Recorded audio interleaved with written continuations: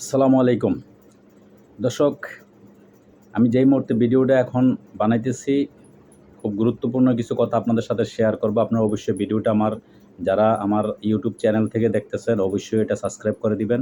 আর যারা Facebook page থেকে দেখবেন তারা অবশ্যই লাইক, কমেন্ট এবং শেয়ার করে দিবেন, সবাইকে দেখার সুযোগ করে দিবেন।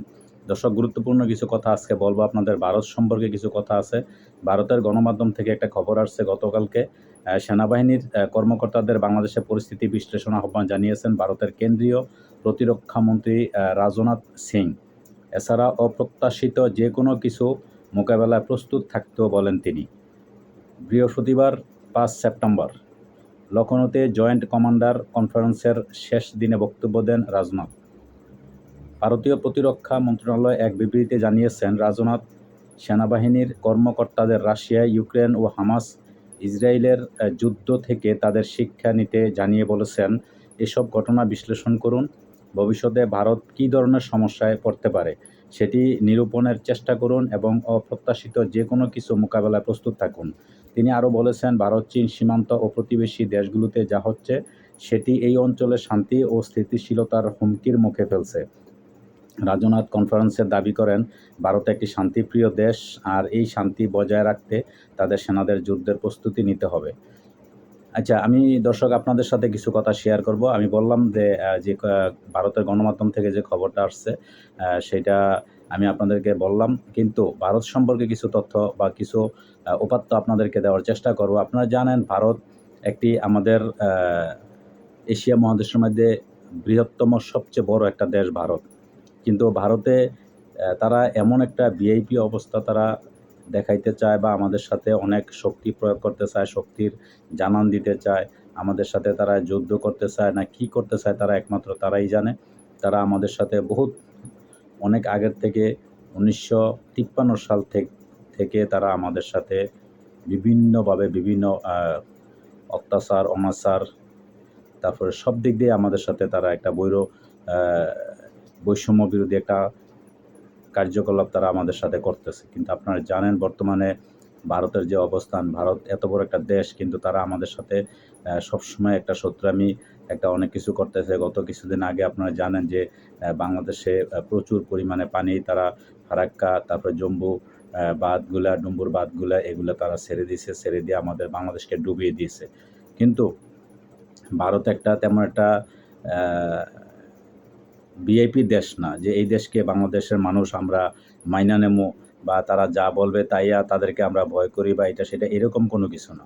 তাদেরকে ভয় করার কোনো যুক্তিই নেই। কারণ তারা হচ্ছে এখনও ভারতের শতকরা 60% লোক এখনও তারা বাহিরে টয়লেটে তারা ব্যবহার করে না। টয়লেট ব্যবহার করে না, তারা বাহিরে আউটসাইডে তারা করে বাথরুম করে। যেটা একবারে খাস বাংলা যে কথাটা। তারা এখনও উন্নত হইতে পারে নাই। এখনও তারা যাযাবর জাতি হিসেবে আছে। তারা আমাদের সাথে বিভিন্ন সময় বিভিন্ন ভাবে তারা আমাদেরকে অনেক ছোট করার চেষ্টা করে।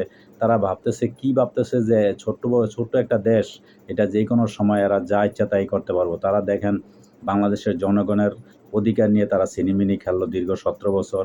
তারপরে ওইটা কইরেও তারা ক্ষান্ত হয় নাই। তারপরে তারা কি করলো, কিছুদিন আগে আমাদেরকে আপনারা দেখেন ডুম্বুর বাঁধ, ফারাক্কা বাঁধ এগুলা 109টা বাঁধ তারা ছেড়ে দিয়ে বাংলাদেশকে পুরা ডুবিয়ে দিল।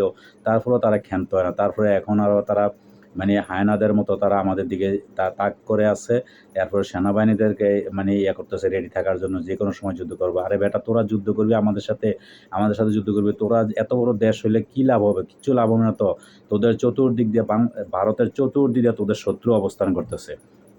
বাংলাদেশ, শুধু বাংলাদেশ না, ওইদিকে পাকিস্তান আছে, তারপরে নেপাল আছে, ভুটান আছে, শ্রীলঙ্কা আছে। প্রত্যেকটা দেশ আমাদের অন্তর্বর্তীকালীন সরকারের প্রধান ডক্টর ইউনূস তিনি ক্ষমতা নেওয়ার আগে তিনি বলছিল যে ভারত যদি বেশি অতিরিক্ত বাড়াবাড়ি করে, বেশি কোনো করে, তাহলে 7 স্টার আবার চালু হবে। 7 স্টার যখন চালু করব তখন ভারতের অস্তিত্ব থাকবে না। ভারত যদি কোনো কারণে, ভারতকে একটা কথাই বলে দিতে চাই, বা আপনারা বাংলাদেশে যারা আমরা বাংলাদেশে আছি, আমরা ইনশাল্লাহ একদম 100 ভারতের পক্ষে, ভারতের সাথে যেই কোনো ব্যাপারে আমরা রেডি আছি। ভারতের সাথে যুদ্ধ বলেন, তারপরে তাদের সাথে কোনো আপোষ নাই। সোজা কথা, কোনো আপোষ নাই তাদের সাথে আপোষ হইয়া কোনো লাভ হইব না। তো আমরা তাদেরকে ভয় করার কোনো যুক্তি নেই, কোনো কারণ নেই। কারণ ভারত আমাদের চেয়ে অনেক দুর্বল। কারণ ভারত যদি আমাদের সাথে ব্যাপারে যদি আমাদের সাথে যুদ্ধে জড়িয়ে যায় বা আমাদের সাথে সংঘর্ষে জড়িয়ে যায়, ভারত টুকরো টুকরো হয়ে যাবে, 7টা টুকরো হয়ে যাবে ভারত। এটা আপনাদের খেয়াল রাখতে হবে। ভারত কোনোভাবেই বর্তমানে যেভাবে আছে এইভাবে অনেক ভালো আছে। আবার তারা কি বলতেছে তারা একটা শান্তিপ্রিয় দেশ। কিসে শান্তিপ্রিয় দেশ? তারা শুধু দেশে একবার, ওই দেশে একবার, বিভিন্ন দেশে তারা গুতাগুতি ফাড়াফাড়ি এগুলা লাগাই দিয়ে রাখে। তারা হইছে একটা মানে এশিয়া মহাদেশের মধ্যে সবচেয়ে একটা ক্রিমিনাল দেশ হইছে ভারত। সুতরাং এই ভারতকে আমরা সবসময় আমরা ঘৃণা করি তাদেরকে। ভারতের জনগণ আমাদের পক্ষে আছে। জনগণ যেমন কলকাতা একটা বড় একটা অংশ, এটা আমাদের যারা আমাদের ভাষায় কথা বলে, বাংলা ভাষায় কথা বলে, তারা আমাদের সুখে দুঃখে সব দিক দিয়া, যেমন কিছুদিন আগে বৈষম্য বিরোধী আন্দোলনের সাথে তারা একত্রতা প্রকাশ করছে, তারাও আন্দোলন করছে। তাদেরকে সাধুবাদ, তাদেরকে অনেক ধন্যবাদ জানাই। তাদের সাথে আমাদের আত্মার একটা সম্পর্ক আছে। কিন্তু এই যে সরকার, বিশেষ করে আমাদের যুদ্ধ হচ্ছে, আমাদের সব দিয়ে আমাদের ঘৃণা বা আমাদের কিছু হচ্ছে একমাত্র মোদির কারণে। এই মোদি সরকারকে আমরা প্রত্যাখ্যান করি, মোদি সরকারকে আমরা ঘৃণা করি। সুতরাং সে যদি আমাদের দিকে চোখ তুলে তাকায়, সে যদি আমাদের দিকে কোনো রকমের আঙ্গুল এভাবে ইয়ে করে, তাহলে আঙ্গুল এভাবে বেঁকা করে দেব। ঠিক আছে? তাদের এই সরকারের সাথে, এই স্বৈরাচারী মোদি সরকারের সাথে, এই কসাই মোদির সাথে আমাদের কোনো কি নাই, আপোষ নাই, কোনো আপোষ নাই। একটাই কথা, বাংলাদেশ সরকার, বর্তমান সরকার ডক্টর ইউনূস, উনিও আমাদের একজন জাতির গর্ব। কারণ উনি একজন বিশ্ব নোবেল জয়ী ডক্টর ইউনূস। উনি হচ্ছে আমাদের গর্ব।